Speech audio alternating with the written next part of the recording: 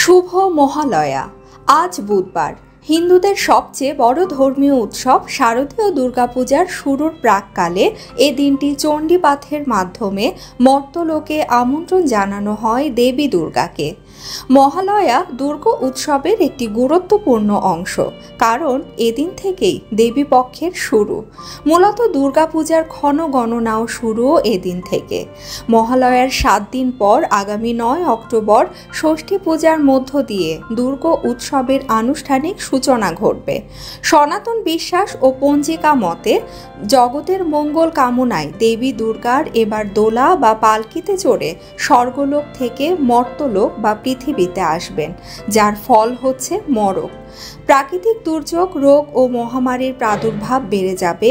দেবী স্বর্গলোকে বিদায় নেবেন গজ বা হাতিতে চড়ে, যার ফল হিসেবে বসুন্ধরা শস্যপূর্ণা হয়ে উঠবে।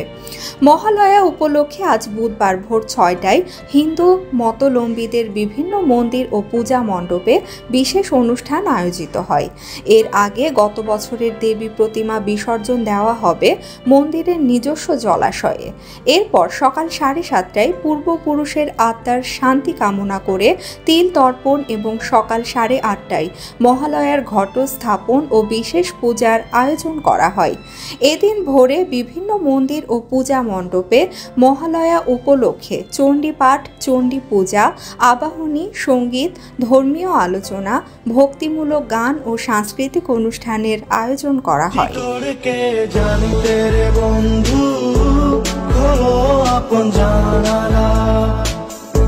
শিকড় কে জানি তেরে